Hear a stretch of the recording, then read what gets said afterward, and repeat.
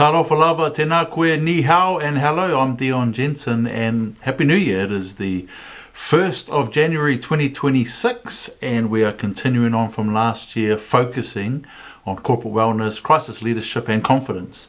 And so we wrote the Crisis to Wellness Continuum because our crisis leadership package went to #1 on LinkedIn during COVID. There's a lot of crisis management systems, but there's no crisis leadership system. And there's still no crisis leadership system that helps leaders prepare for the psychosocial issues that their staff are going through. It was all sort of labelled under mental health, and then the corporate wellness strategies, they weren't designed from crisis. So we've had to come back out here. I was just recently in Singapore to run corporate wellness events and retreat planning for what we're doing for 2026. So I'll take this opportunity to let you know that the next crisis is staff. And so you really have to have a corporate wellness architecture for your organization. You have to train your leaders specifically how to lead during crisis. You have to build confidence again in your leaders, your brand, your team, your organization, because staff is the biggest issue that you're going to have. So let me map it out for you. You can find out all the other information at dionjensen.com. We'll also see this video as well. So here's the issue. Crisis wellness was done in isolation of crisis leadership. All right. So corporate wellness was done in isolation of crisis lessons. And what you have to understand is there's not many organizations that are 30, 40, 50, 60 years old. There are not many leaders that have been with the organization 10, 20, 30, 40 years.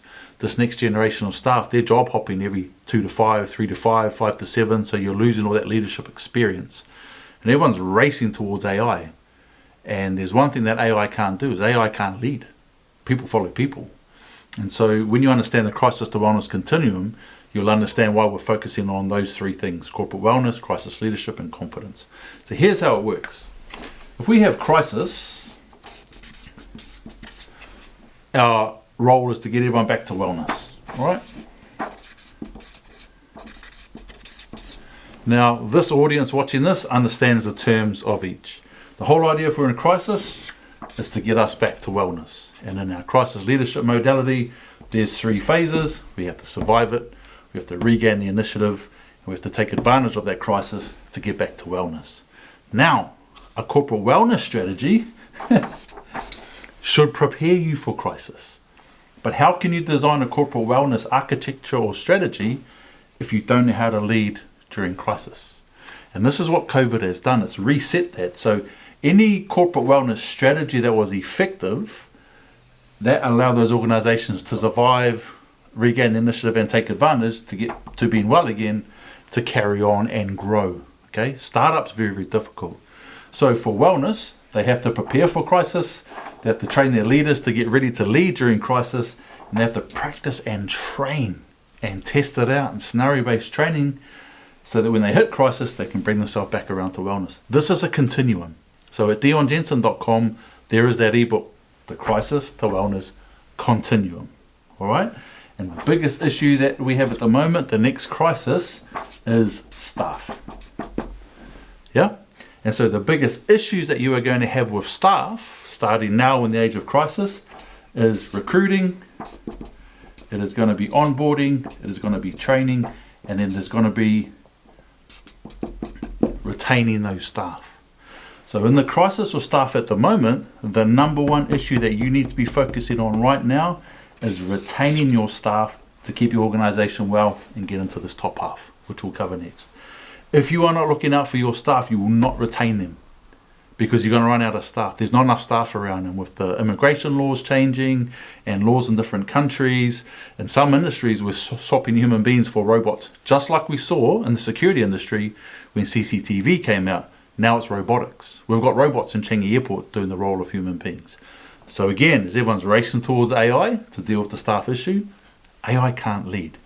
Now, when you get over into wellness, there are 3 main areas that you have to focus on for your staff. It is all about value for their identity of being your staff and the purpose of doing their role as staff inside that organization. That is value, identity, and purpose. Right? Value, identity, and purpose. That's on the VIP of mental health, that's clinically endorsed, which was our first lens. Now it's the VIP of wellness. So if you want to get your staff crisis back over in here to wellness, you have to come through value. So if you want to retain your staff, you have to skip straight in here to value and go into some purpose, which means you have to do something in your organization to retain those staff now. Yeah, because if you wait, you're going to lose the value. They're not sure if they're going to have any identity, any value in that identity for being your staff member. They don't even know if they want to do the job here with you now. Then your organization will go into crisis as someone else provides value for them. And the headhunters are having a field day. It's New Year's Day, which means everyone's just been thinking about their last year, thinking about their job, thinking about the organization, thinking about their vision, doing their New Year's resolutions.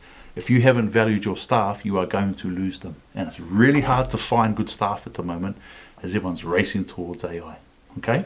So, this as a continuum, this corporate wellness architecture, we come in, we do an assessment to understand what your staff value, and we link all of this together. But in your staff, the staff area that you have to be focusing on are your leaders. You must retain your leaders. If you don't retain your leaders, you are not going to be able to lead during crisis. And so when we say corporate wellness,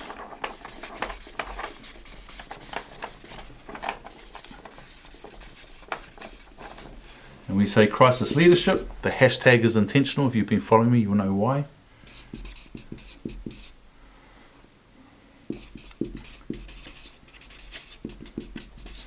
And confidence,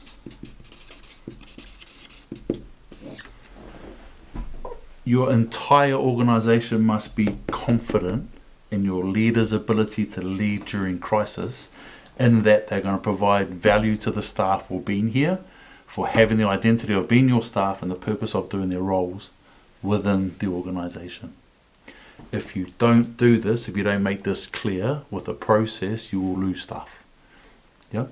And again, AI can't lead. So what do we have to focus on? There's 3 things that you need to focus on right now, is retaining your staff. How do you do that? By providing value. First thing you do is you run an event.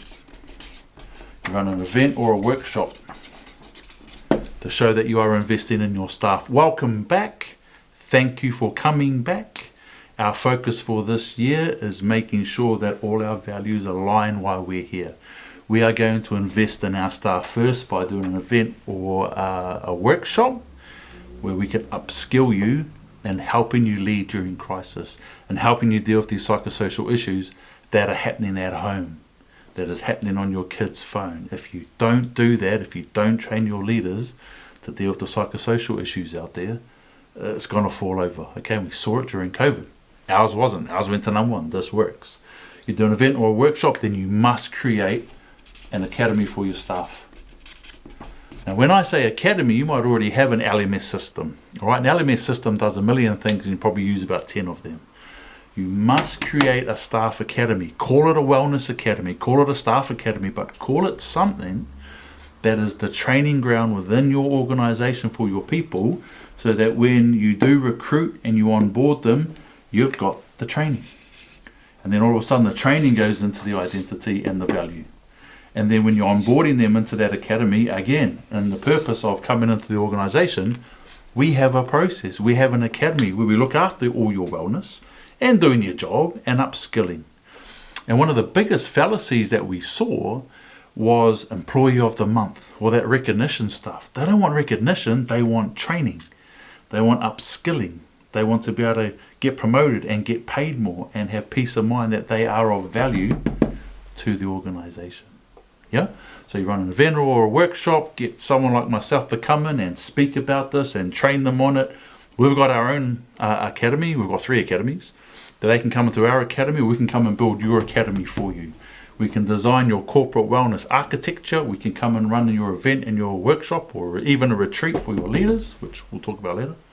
Then you must create an academy within your organization. And the third thing you have to do is everything that your staff are learning and having access to in this academy, you have a public space. And this is what I did inside the Line Academy, inside Protecting Women Global, and for all of my clients.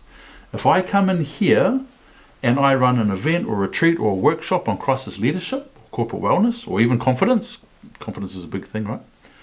then whatever academy that I give your staff access to, your staff's family have access to the same programs.